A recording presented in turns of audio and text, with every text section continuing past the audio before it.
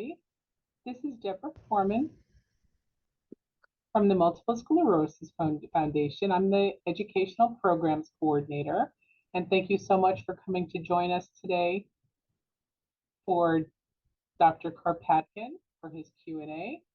Right now, we're having a little difficulty getting him into the room to talk, so we're going to take a few minutes and let that work. We have Bhavya, who is our wonderful tech, who's going to be doing everything she can to try to get him in with us. And I see him. I see you, Dr. Karpatkin. Wonderful. Yay! Good afternoon. Wonders. Okay, so now you're there. Awesome. Hold on. I am going to introduce everybody. Okay. So, Bhavya, if you could tell me when we can start. We can start.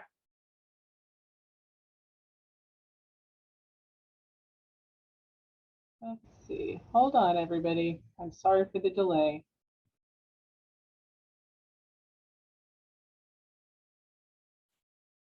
There we go.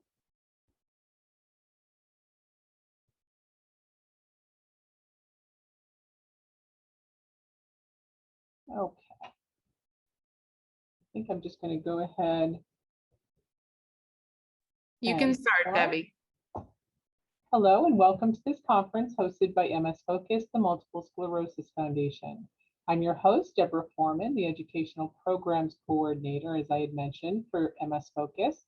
And I'm joined by Dr. Herb Karpatkin, who will be spending the next hour answering your questions about physical therapy and MS. Now I'm delighted to introduce him. Herb Karpatkin received his master's degree in physical therapy from Boston University and a doctorate in neurology from Rocky Mountain University. He's board certified in neurology and geriatrics and is a certified multiple sclerosis clinical specialist. He has held clinical posts at the Rusk Institute of Rehabilitation Medicine, Burke Rehabilitation Hospital, the International Multiple Sclerosis Management Practice, and academic posts in the physical therapy departments of Touro College and Hunter College. He has presented extensively both nationally and internationally on physical therapy and multiple sclerosis and has published numerous articles on MS. In addition to continuing to be actively involved in patient care, he is a tenured associate professor of physical therapy at Hunter College, City University of New York, teaching courses in neurologic evaluation and intervention, psychosocial aspects of healthcare, and research design. Dr. Karpatkin, we're so pleased to once again have you join us today for this Q&A. And once I give everyone a little refresher as to how to submit their questions, I'll begin reading each of them to you, or Bhavya will be doing that. If you have a question or comment, you can ask it using the Q&A button in the app, which also will allow you to send your question anonymously if you choose. You can also ask your question live if you click the raised hand button at the bottom, or press *9 if you're using your phone. Once one of us call on you, you'll be able to unmute to ask your question. So now let's go back to Bhavya. Are you able to ask the questions? Let's see. Yes, I can.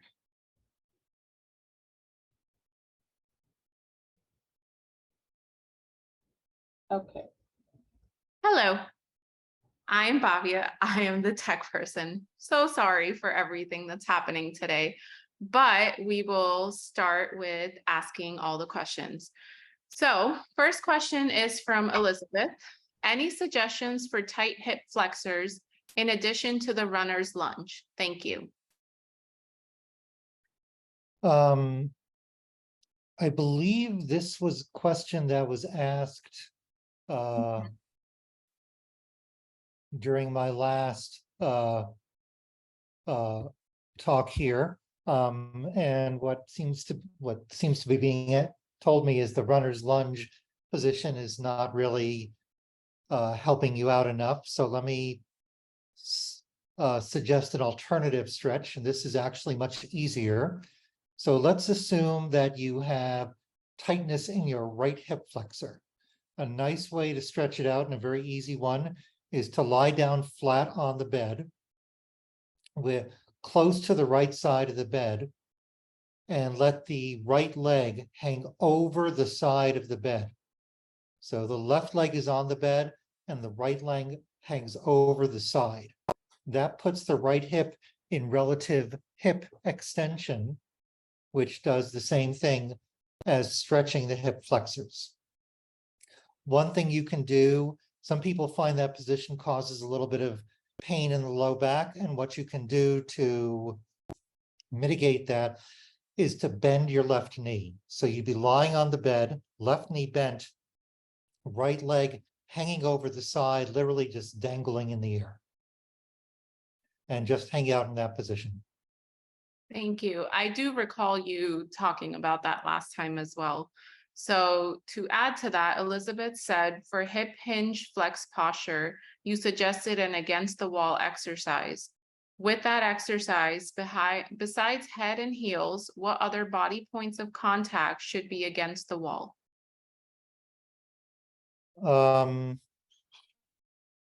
Is that going to be in my Q&A? I want to see It if I is, understand. and I did not delete it, so you Okay. can read it again. Okay. For hip hinge flex posture, you suggested a wall exercise. With that, Elizabeth, you're going to have to refresh my memory as to what exercise I suggested. I'm not really sure what you mean by hip hinged flex posture. Do you just mean bending over at the hips so your hips are flexed? Not So 100.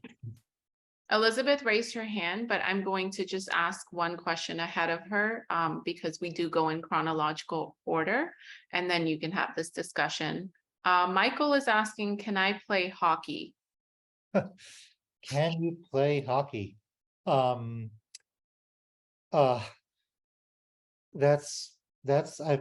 I've never been asked that question before. It depends, I suppose, on how severe your MS is. I know people with MS who engage in pretty aggressive physical activities, including mixed martial arts. There was a fellow who played in the NBA who had MS. I know people who do 100-mile bike rides with MS. So it's going to depend on how severe the MS is affecting you. If it's really difficult to answer the question, one thing to be aware of is if you're doing, and I don't really know a ton about hockey, but I know it's an extremely active sport where you're constantly moving and constantly shooting up and down the ice, and from what I could tell, slamming into people a little bit. And what I do know about it is that it will causes a lot of body heat. Any type of aggressive long-term exercise is going to raise your core temperature. And if your MS is relatively mild, not a big deal. If it's worse than mild, then the raise in core temperature is going to increase your symptoms. So it's really going to depend if you're worried, will the hockey make your MS worse? Absolutely not. There's no reason to think that any type of physical activity is going to make your MS worse. MS doesn't work that way. I see Michael Shalabi has a second question. Can I work in engineering construction? And same question. I do have had multiple patients who worked in construction with MS. You said typically 35% field work. I'm not exactly sure what 35% field work means. If it means that, anything from carrying metal bars I know about as much about construction as I do about field hockey. But firstly, there's no reason to think that field work is going to worsen your MS. It may transiently worsen the symptoms, but it's really going to depend, Mr. Shalabi, on how severe the MS has affected you. Thank you. I'm going to let Elizabeth talk so she can clarify her initial question with you. Excellent. Elizabeth, can you hear us? Yes. Can you Perfect. guys hear me? Hello, hello, Elizabeth. Thank you, Dr. Karpatkin. So last month or the last time you were on, you suggested for walking with a forward hip flexion, standing with my back against the wall, head pressed against a pillow or a cushion. And I was Okay. wondering whether I needed to have my, my lower back against the wall. Oh, okay. Now, Yeah. so the problem is you were starting to lean forward a little bit when you walked? Yes, when- at the hips. Yeah. Yes. Okay, thank you for clarifying that. The exercise was really an exercise meant to activate the muscles that prevent the bending forward. So what the ultimate goal is to get as much of your body between your buttocks and the back of your head touching the wall as possible. Okay. To do that, you have to activate, the muscles of your backside, the gluteus maximus, the muscles of your low back, mid back, and upper back, and even the muscles of the back of your neck are all going to be active, and you really just want to try to push into the wall and hold it for 10, 15, 30 seconds. And that's a exercise I give many of my patients who talk about the exact same thing that you have. I literally saw a patient, what day is today? Monday, it must have been Friday. I hadn't seen her in a few weeks, and I noticed when she was walking, her posture was a little bit off. Her head was forward and she was a little bit bent at the hips. And I said, have you been doing that wall exercise where you push your back in the back of your head into the wall? And she looked kind of sheepish and she said, no, I haven't done it in a few weeks. So there's your answer. That's kind of the double-edged sword of exercise. It's like medication. If you stop doing the exercise, whatever advantage the exercise gave you is going to decrease. So it has to be a consistent thing. So Elizabeth, for this exercise, really just try to push as much of your body, of the back of your body against the wall. In my experience, focusing on your head is probably the best and easiest way to get it done, which is why I said put a pillow on the back of your head and push it and push that pillow into the wall and just hold. Think instead of doing it for holding as hard as you can for 5 seconds, hold it with like 75% effort for 60 seconds. Really train the muscles to hold that posture for a long period of time. Thank you. That's very helpful. Glad to help. Thank Welcome you. back, by the way. Oh, I think she was muted. So the next question is from Leslie. I'm having lower back pain and spasms. I stretch and use ice, but that doesn't help. What should I do? Well, my first question is to figure out, is the back pain from the MS or is the back pain from something other than the MS? Something due to orthopedic, something due to poor posture. It is rare, but not impossible to have low back pain from MS. It's usually due to prolonged posturing or the whatever postures you assumed as a result of the MS, too much sitting, not enough standing, etc. So I'm not quite sure, again, without seeing you, why you have the back pain. I do want to know what type of stretching exercise you do. The ice will quiet things down for a little bit, but it's really a symptomatic treatment. It's not really going to make it go away. Also, stretching is usually just part of it. You have to not just stretch, but you have to strengthen. So maybe if you can tell me in another post what kind of stretching you do, and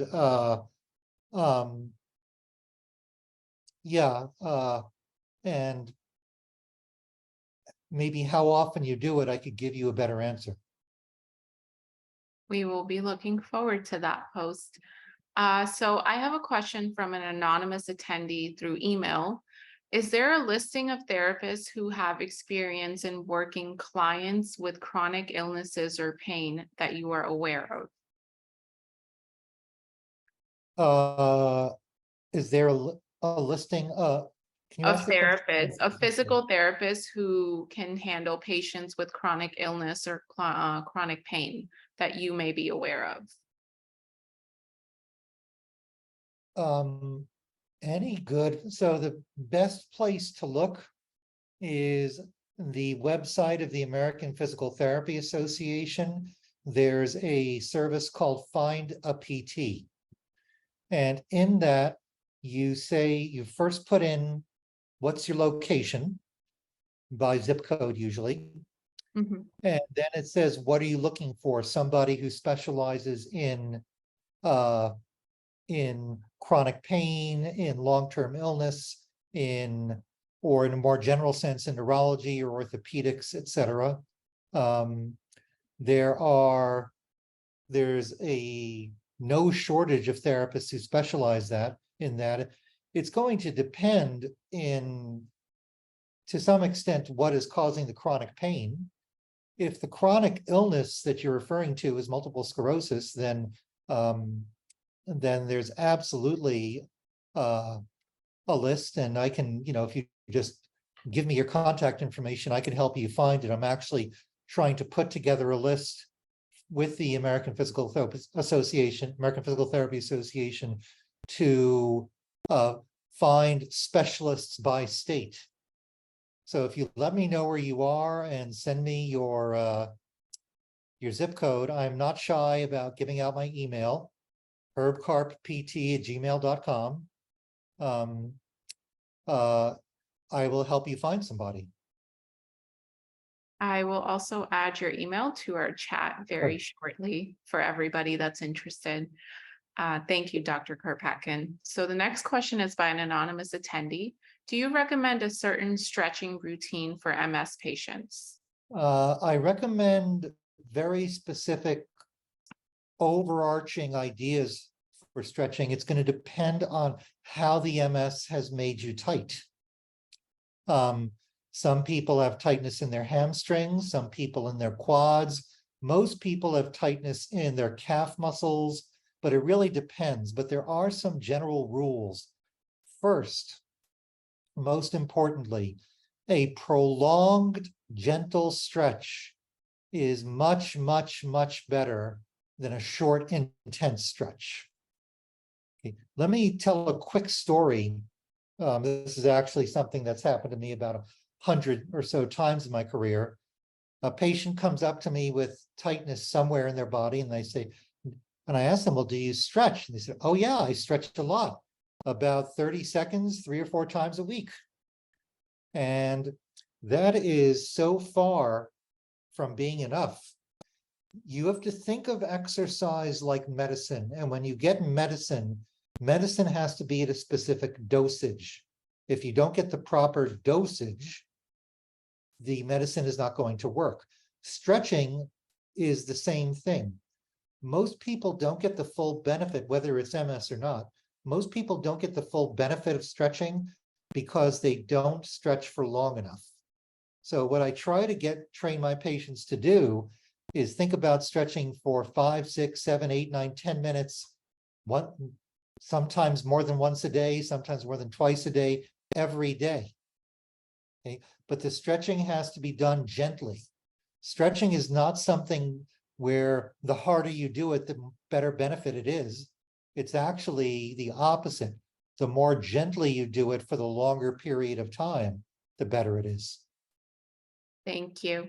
Michael's asking, do argumentus increase? I think they mean Arguments, offense. do arguments increase symptoms? No, do you mean do arguments increase symptoms? Oh, That's Michael, that's a common question that I get. And the short answer is yes. They increase symptoms. It's not, if you, firstly, it depends on how angry you get during an argument. I've been known to get pretty angry during arguments with certain people. But it's the same thing as exercise. There's a reason why they say when someone gets really upset, they get hot under the collar. If you get hot, your symptoms worsen. If you get into an argument with someone, your heart beats harder, your adrenaline flows, that's going to increase your core temperature, and that can definitely increase your symptoms.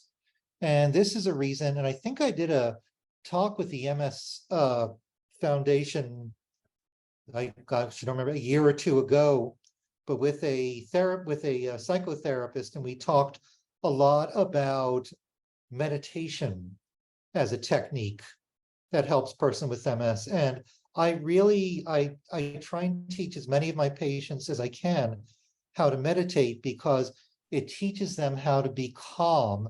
And when you're calm, you use less energy, and therefore you get less fatigue. So, Michael, the short answer is yes, and the long answer is, and there's something you can do about it. Thanks, Doctor. Can you hear me? yes. I sure can. Yay, okay, it's fixed. Thank you. Okay, so we have a question that came in via email saying, do you know of a patient access database where they can locate therapists across the country specializing in chronic illness and pain? Yeah, we already addressed that. That's Oh. the only one we address. And I encourage this person to get in touch with me directly, because we do have a list. It's accessible right now just to PTs. We're going to try and make it accessible to patients as well. Great, thank you. I was busy trying to get I didn't hear you originally. So she did send 3. If I might, I'll ask another. Is there a foot drop slipper that she can use at home instead of putting on her brace every time she goes to the bathroom?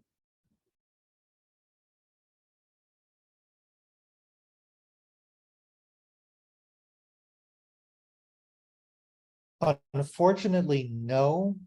What there is and this is something one of my patients use. I don't quite remember the name of the device, but it works it's a slipper, and on the toe area of the slipper, there's a lace, and there is a strap that goes from the laces over the toes to the ankle, so it pulls the toes up. And I'm not quite sure where to get it, but I can look for it when we're done with this talk and share it with the MSF, and you could put it out there. My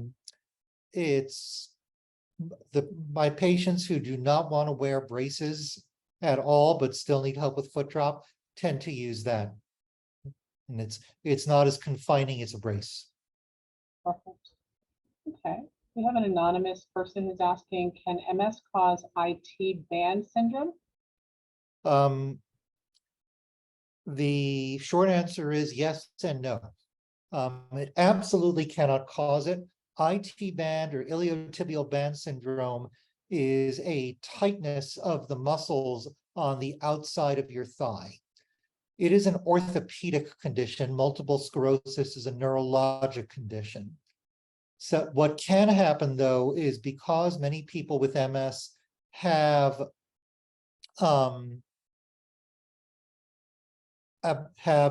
developed compensatory strategies and bad postures to make up for their difficulties with gait and balance, is they start walking abnormally, And this causes some muscles to get very, very tight.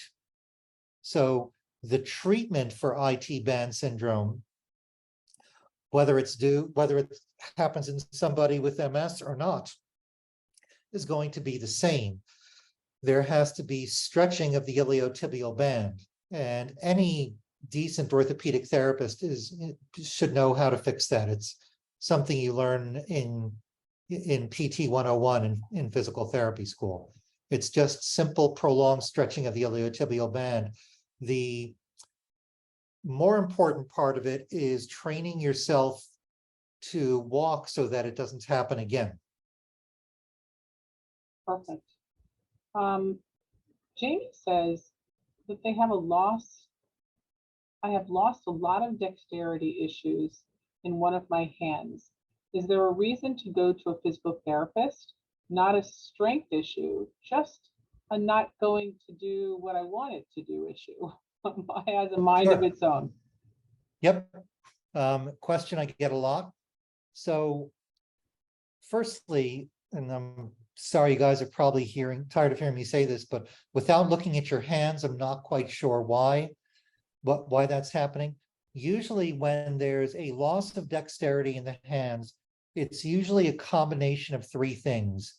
Some muscles in the hands get weaker, some muscles in the hands get tighter, and a third thing would be the connection between your brain and your hands has been affected by the MS. More of a coordination, or as you would say, dexterity issue. Here's the important thing about that. If the muscle has gotten weaker, it can be strengthened. If the muscle has gotten tighter, it can be stretched. If you've lost dexterity, the way to get dexterity back is to practice dexterity. Okay. Now, another thing you should realize about problems with the hands is that a lot of it may not actually be due to the MS, but more sort of the vicious, what I call the vicious circle of weakness in MS. So say your hand got a little bit weaker and a little bit tighter, so you don't use it quite as much. That makes it even weaker, and it also loses its skill, and you use it even less. Okay? So here's an example which I think helps a lot of people. Imagine you have a guitar player, and the guitar player is practicing for 8 hours a day, 1,000 days in a row. Okay? And by the end of those 1,000 days, he's going to have become a very good guitar player from using his fingers so much on the guitar. Then he stops playing for 1,000 days. Something bad happens in his life and he's unable to play for the next 1,000 days. He will have lost that ability to play guitar, not because he has a disease, but because he stopped using his hands to play guitar. So it may be that a lot of the loss of dexterity that you have may be due in part to weakness, may be due in part to tightness, but it also may be due to the fact that because of the MS, you're not using your hands as much. Here's a story that may be of use to you. I worked with a woman with MS once who was a pretty serious piano player. And she told me that she stopped playing because she noticed her playing was starting to get a little bit worse, and it just discouraged her. But then she noticed about a month or two after that was her hands had even gotten worse than before. And I said, that's probably because you stopped playing piano. When you were playing piano for an hour a day, that was an hour of exercise for your hands. And you've cut out an hour of exercise for your hands from your life.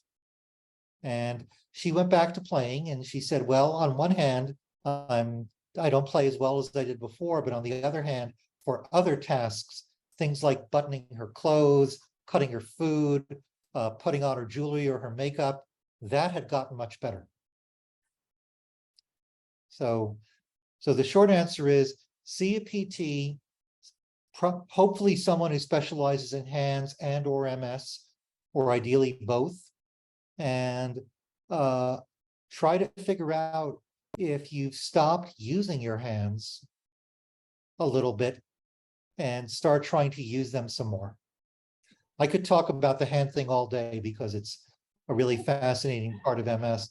There's one more thing. There's something called a web hand exerciser, which you can buy on Amazon for about 10 or 15 bucks. I get that for all of my patients. Nice. A red hand exercise. Web. Imagine web, W-E-B. W-E-B. Gotcha. Yeah. Imagine like a tennis racket and you put your fingers through the strings and you either try to close your fingers against them or open it against them. Okay. Well, we'll put it in the notes. Okay.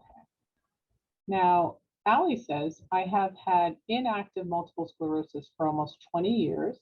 While I'm not currently using any mobility aids, my mobility is getting a little more impaired. Actually more impaired, not even a little. My neurologist says it's because I am at a point where brain reserves have been depleted. What exercises do you suggest to most efficiently and most quickly build brain reserve if possible?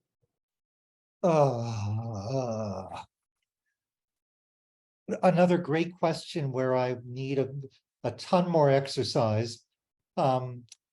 By brain reserve, I'm going to assume you mean something that I refer to as neuroplasticity, or the ability of the brain to change as a result of experience. I'm not sure exactly what your neurologist means by you've lost brain reserves. What I do know is persons who, even if they're quite old, I'm working with a woman with MS who's 84, 85, and she's improving. So part of it is that she's getting fitter, but part of it is that because she practices things more and more, her brain is undergoing changes. This is what is called neuroplasticity. And there's mountains of evidence that show that even persons in their 90s are capable of having neuroplasticity or having brain growth. So the question is, how do you do it quickly and most efficiently? The first thing I can say is get to work. The second thing is figure out what specific mobility tasks you're having trouble with and practice those. And by all means, see a physical therapist. If you're having trouble finding one in your neighborhood, once again, get in touch with me and I will help find one for you. But your story is something I hear a couple times a month, that somebody says, well, the MS wasn't really bothering me too much for the first 15, 20, 25 years. And I just kind of went about my life. And now all of a sudden my mobility is getting worse. What do I do? And the short answer is get to work, get a PT, practice mobility tasks.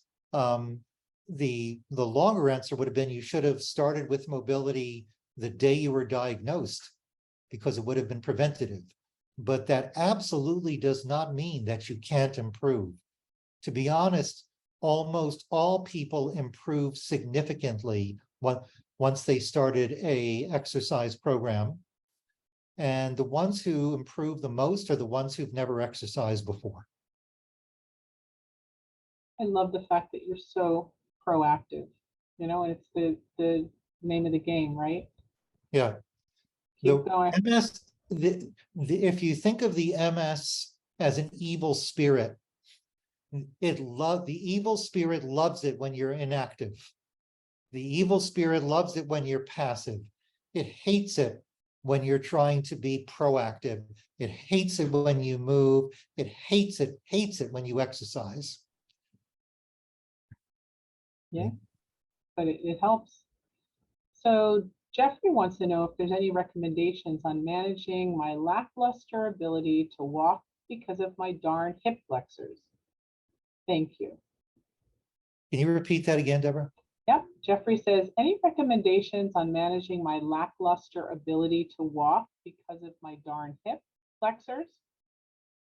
Okay, so if the hip flexors are your problem, and I'm going to assume that they are. You have to do exercises that strengthen your hip flexors without, again, seeing you. It's hard to say. I'm going to give two different examples of a hip flexor exercise. One is going to be quite simple, and the other is going to be quite a bit more difficult. The simple one goes as follows. You lie on your back. Let's say your right hip flexor is the weak one.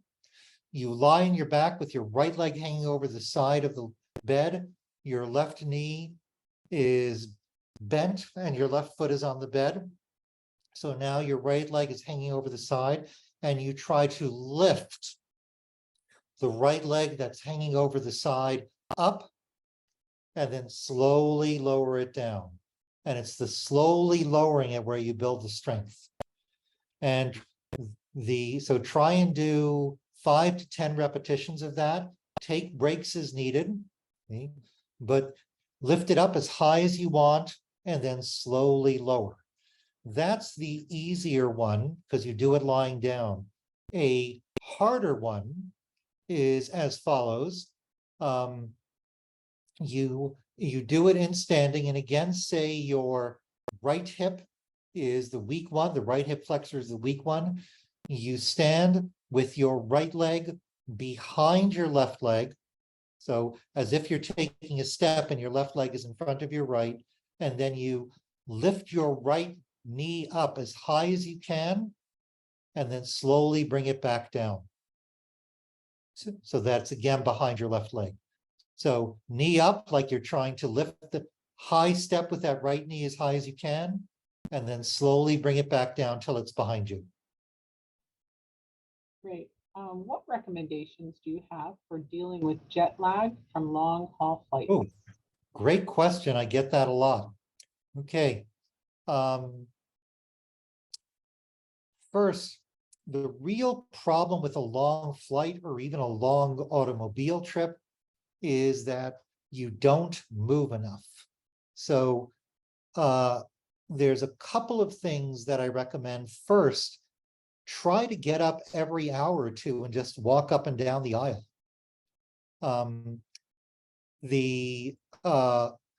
The prolonged inactivity is really going to make anyone's symptoms worse.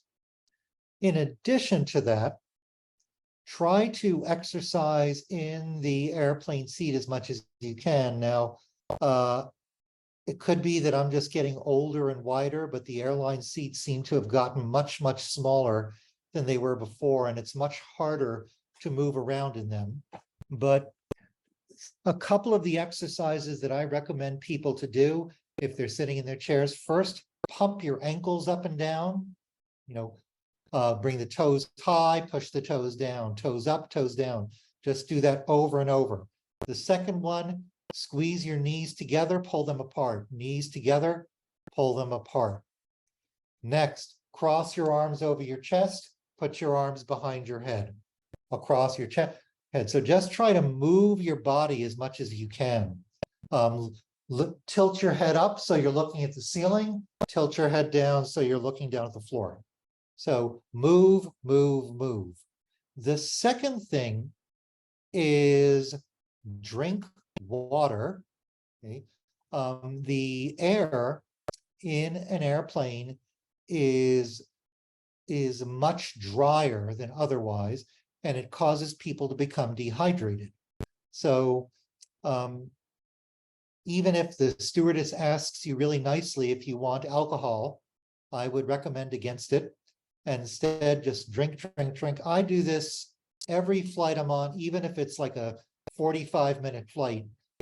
I drink before I get on the flight, I drink during the flight, and I drink after the flight. And one advantage is if you drink during the flight and you have to go to the bathroom, that means you have to get up and walk down the aisle. So you get that going as well. But movement and keeping hydrated are really keys. Wonderful. That was a really good question. I've never heard that one. Okay, It's so I gotta make a quick point here. I've been working in MS for, God, I didn't want to think how long, 30, 35 years. And when I first started, I would never get questions about long flights because people with MS rarely went on long flights. And now it's a common thing, and it really shows how far we've come in working with MS, that people with MS now are doing the things that anyone else would do. I got a question about hockey. I got a question about long flights. It's really quite remarkable. yeah, what changes, huh? Okay, so Michael would like to know, did MS cause my eye to shift after a concussion? I had to use special glasses to align it back.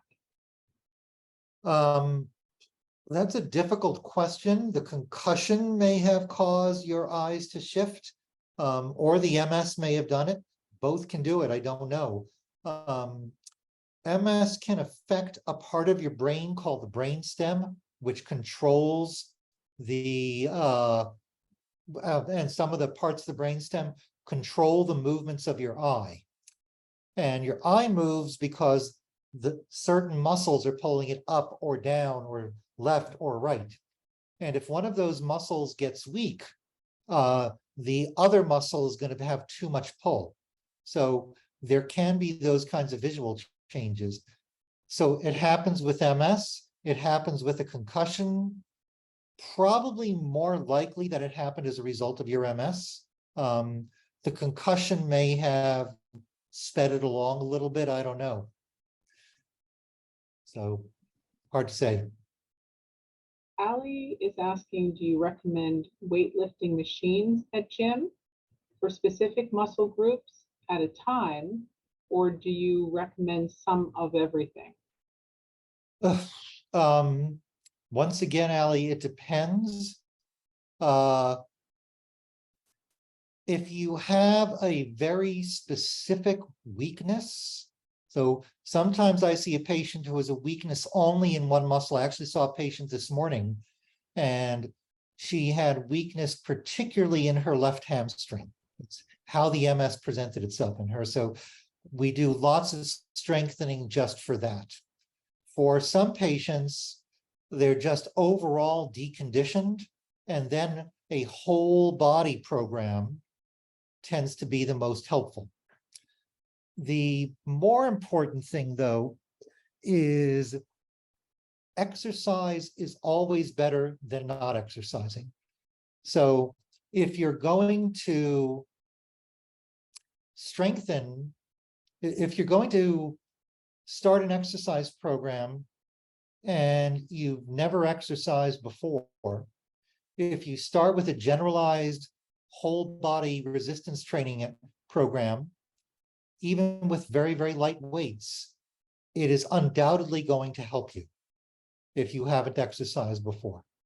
Resistance training, it's quite fascinating. It's sort of been all of a sudden rediscovered, by the medical world, that it can actually have incredibly positive results on pretty much not just MS, but in older adults, in persons with Parkinson's. When a muscle is weak, it doesn't do as good a job. If you strengthen the muscle, it'll do a better job. Can I assume that all physical therapists that specialize in MS know how to work with foot drop? Because someone asked are there specific physical therapists that are known to work better with foot drop? But I would assume that everybody does, but maybe that's not true. No, I would not assume that at all. If a therapist claims to specialize in MS, it would be very, very surprising to me if they don't know how to work with foot drop. I would definitely not make the assumption that all therapists know how to do it. Unfortunately, I would like that to be the case, but unfortunately, it's not been the case. So if you have a foot drop, and your therapist says, oh yeah, here's a brace and a cane, good luck. It's probably best to get another opinion first, because a brace and a cane, although they in many cases can be very helpful, it is usually a poor idea to make that your first thing to try. Okay. I always try exercise first, stretching and strengthening and retraining the foot so that it lands on the heel and not the toe during gait. And there's no special list of doctors specifically for foot drop, right? Of doctors or physical Or therapists? physical therapists, forgive me. Like I said, I am trying to, and I can share, I've been trying, I don't know how hard I've tried. I can share this list, access to this list, with the MSF. It's a list we put together, called the Degenerative Disease Clinician Locator Map. And so therapists who have specific expertise in conditions such as MS, but also including Parkinson's or other progressive conditions, it allows you to search by state. So I had somebody contact me the other day and said, I'm looking for a specialist in Indiana. And I was able to find someone actually quite near their house. Somebody contacted me the other day and said, I need somebody in Ohio. And I was able to find somebody, really just a 15-minute drive from them. Nice. So I will definitely make sure that this is shared with the MSF. But once again, call me. Yeah. I can do this for you. I can find the people. We normally, as an organization, don't recommend doctors, but we are happy to provide information that's given to us for this type of thing. That would be great. Okay, so any recommendations for muscle cramping? It depends on what's causing the muscle cramping. If it's usually muscle cramping comes from muscle tightness. So if you feel a muscle cramping, you have to gently stretch that muscle out. So say I'm feeling a muscle cramping in my biceps, in the muscles on the top of my arm. Okay, I have to make sure that my arm is fully straightened to stretch that muscle out. If another place where a lot of patients say they get muscle cramping is in their calf muscles. And the best thing you can do then is to do a long, prolonged stretch of the muscles of your calf. How about strengthening hamstrings? Elizabeth would like to know if you have any suggestions for that. There's lots of ways to strengthen hamstrings. My question really is more to do with in what way are your hamstrings weak? And so if you can lie, a simple test you can do is if you can lie on your stomach and while lying flat, bend your knee up so that it's at a right angle to the floor, and then lower it down slowly. Okay. Even if it's a lot of work, then that is one exercise you can do. If that's too hard, you can do a similar thing in sitting. Sit in a chair with your knee fully extended and slide your heel along the floor. Okay, so your heel comes closer to you. But it's going to depend again on how weak your hamstrings are, if it's in fact your hamstrings that are weak. Sometimes people think their hamstrings are weak. It turns out to be another muscle. Again, why you need to see a good PT to tell if your hamstrings are truly weak or not. A good PT should be able to say, this is the weakness that you have. This is how it's impacting your walking and balance. This is the exercise or exercises you do to address it. Thank you. Someone's asking, or actually saying, that they have MS and they were just diagnosed with osteoporosis and osteopenia. Are there any exercises that you would recommend for that condition? Great question. Similarly to what we were talking about before, 35, 40 years ago, I didn't get that question so much because persons with MS usually did not survive long enough to experience osteoporosis and osteopenia, and now it's the normal thing. So the best exercise to do is weight bearing. Stand with good posture, walk, do squatting exercises like sit to stand. The more weight bearing you do through your hips and through your back, the better. And the MS demon loves it when you don't weight bear. The MS demon wants you to lie down and be comfortable, no weight bearing at all. And because that makes the osteoporosis much worse, and he loves that. So weight bear, stand, walk. I'm going to remember that. MS demon. Okay, I like that. I'm going to steal that one from you. It's all yours. I've been fighting that dude for a long time. He's tough. Yeah, he sure is. Michael has sort of a vague question, and I don't know that you want to speak to this, but what's the best diet to have? And what are the best foods to eat? I would love to speak to that. So firstly, some people say there's an MS diet, and there is zero science to support that. Okay. However, somebody with a good diet is going to do much better than somebody with a poor diet. So consider two people with identical MS, and one person eats 10,000 calories a day, mostly of ice cream and cake and potato chips and Coca-Cola. The other person with the identical MS eats 1,500 calories a day of fruits and vegetables, lean protein, nuts, legumes, etc.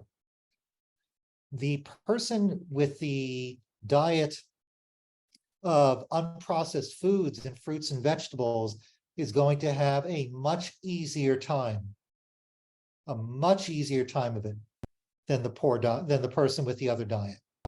There was an MS diet, a book called The MS Diet that came out many years ago by a fellow named Michael Swank, called the Swank Diet.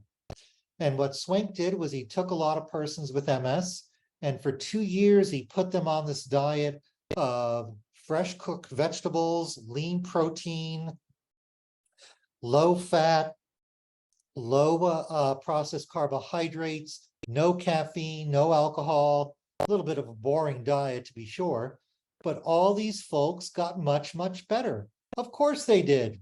Okay? If you eat a healthy diet, you're going to get better. It's not going to cure the MS, okay?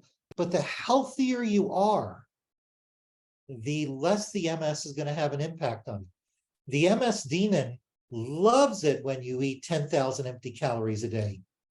You say, yeah, have 10 more milkshakes. Absolutely. You know, eat another 10 ding dongs. That's the best thing. He hates it when you eat salads. So many of my MS patients got better when they lost weight. Why? Because when they lose weight, the energy cost of moving becomes less. And as we all know, fatigue is one of the most prominent, most common issues that people with MS experience. Okay? So if you lose weight, it's harder to get fatigued because your body doesn't have to work as hard. Yeah, I'm sure that's the case. We were just having a holiday dinner the other night, and I was telling my nephew, who's a physician, that my husband's knee is hurting, and he said, "Well, if he'd lose some weight, he'd feel better." So this, it speaks to what you're saying. So yeah, okay. I think we have a couple more minutes. If anybody has any questions, we're happy to give them to the doctor. So, or we can end now, but See either a couple way. questions in chat. I don't see any. Okay. Well, let me use, if no one's gonna ask some questions, let me just talk for a bit. I urge anyone who wants to reach out to me. I can try to advise you over the phone. I could try to find people who can help you. One of the nice things about these calls is very often people reach out to me afterwards and I'm able to, whatever question they asked, which I couldn't get to in depth of this, we're able to figure it out a little bit more. And I'm very open to that. I do have to say this is a pretty busy time of year for me because I'm teaching 4 classes at Hunter College. Plus I'm doing 4 different MS research projects right now, looking at various types of exercise programs and physical therapy regimes on walking and mobility in persons with MS. So I'm really busy, but so I may not answer you immediately, but I always answer my emails. So Okay. Would you like to give me do you want them to send it to us and then to you, or to you directly? send it to me directly. Okay, go ahead and give me the email address because I don't know it Sure. offhand. H as in Henry, E as in Edward, R as in Robert, B as in Bob, K as in Kevin, A as in Andrew, R as in Robert, P as in Peter, P as in Peter again, T as in Thomas @gmail.com. Herb Carp PT @gmail.com. Bahavia just posted it, and so did Deborah. So Wonderful. Okay, so we have it there. Anybody that wants that, we just put it into the chat. You can pull it off from that. and Deborah, yeah. while I have you on the phone, I'd like to send you guys a link to the clinician locator map and Oh, wonderful. see if there's a way that you can share this with your, share this through your magazine. And it might be a way by which persons with MS will have better luck finding a clinician with the special skills that they need. Thank you. And we might actually, once you send it to me, I'll go downstairs to the powers that be and see if we can put it on our website. So for anybody that goes to the website, that would be wonderful. Okay. So I don't see any more questions. I think that's the end of our time. And unless you have something else to do, I'm going to say goodbye to everyone. 5 o'clock. So Okay. So that brings us. Meeting. It brings us to the end of our time. If you've missed any part of this conference, it has been recorded and will be available through the MS Focus Facebook and YouTube channels. Please reply to your registration email for information on how to access the recordings or to sign up for our newsletter, which you'll be able to learn about upcoming events. Also, you'll be receiving a short survey when you leave the conference. We greatly appreciate your feedback, which helps us determine what type of information is most meaningful and helpful to you as the attendees of these conferences. Our next teleconference is tomorrow, believe it or not, and tomorrow afternoon, which is Tuesday at 4:30 p.m. Eastern. Our guest speaker tomorrow will be Dr. Ben Thrower. The topic of his presentation is going to be, Are You Tired of Being Tired? MS Fatigue. Our sincere thanks to all of our attendees for your participation, and especially to Dr. Karpatkin, who continually takes time out of his busy and really busy, as you tell us, schedule to help educate all of us. Goodbye, everyone, and we'll see you next time. Be well. Bye, everyone. Be well. Thank you.